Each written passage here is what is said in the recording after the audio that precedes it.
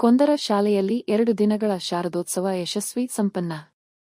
ಜೋಯಿಡಾ ತಾಲೂಕಿನ ಖಾತೇಲಿ ಕುಂಬಾರವಾಡ ಗ್ರಾಮ ಪಂಚಾಯತ ವ್ಯಾಪ್ತಿಯ ಕೊಂದರ ಗ್ರಾಮದ ಕೊಂದರ ಸರ್ಕಾರಿ ಕಿರಿಯ ಪ್ರಾಥಮಿಕ ಕನ್ನಡ ಶಾಲೆಯಲ್ಲಿ 2 ದಿನಗಳ ಶಾರದೋತ್ಸವ ಕಾರ್ಯಕ್ರಮ ಯಶಸ್ವಿ ಸಂಪನ್ನಗೊಂಡಿತು.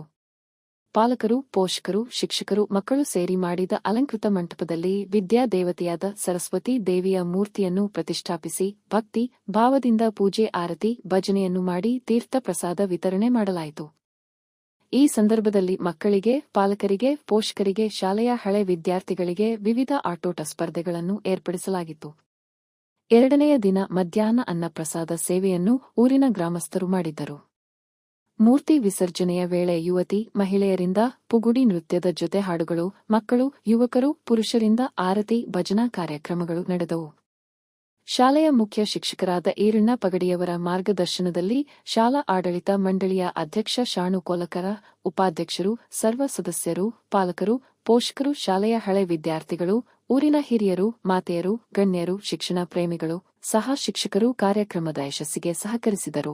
ಮಳೆಯ ಕಾರಣ ಸಂಜೆಯ ವೇಳೆ ಸಾಂಸ್ಕೃತಿಕ ಕಾರ್ಯಕ್ರಮ ಇಟ್ಟುಕೊಳ್ಳದೆ ಸರಳವಾಗಿ ಕಾರ್ಯಕ್ರಮ ಹಮ್ಮಿಕೊಳ್ಳಲಾಗಿತ್ತು. ಒಟ್ಟಿನಲ್ಲಿ ಕೊಂದರ ಗ್ರಾಮದ ಶಾಲಾ ಪರಿಸರದಲ್ಲಿ ಹಬ್ಬದ ವಾತಾವರಣ ನಿರ್ಮಾಣವಾಗಿತ್ತು. ಶಾಲಾ ಸುತ್ತಮುತ್ತಲಿನ ಗ್ರಾಮದ ಶಿಕ್ಷಕ ಮಿತ್ರರು ಕಾರ್ಯಕ್ರಮದಲ್ಲಿ ಉಪಸ್ಥಿತರಿದ್ದು ಶ್ರೀದೇವಿಯ ದರ್ಶನ ಭಾಗ್ಯ ಪಡೆದು ಪುನೀತರಾದರು.